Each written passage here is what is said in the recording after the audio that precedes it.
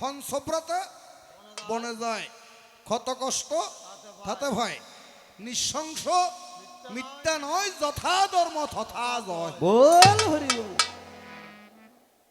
পঞ্চপাণ্ডব বনত গিয়ে না দা মহাভারত তো ওনারা পড়ান এখন ঘরে ঘরে। মহাভারতর ভারতীয় সেনালত কি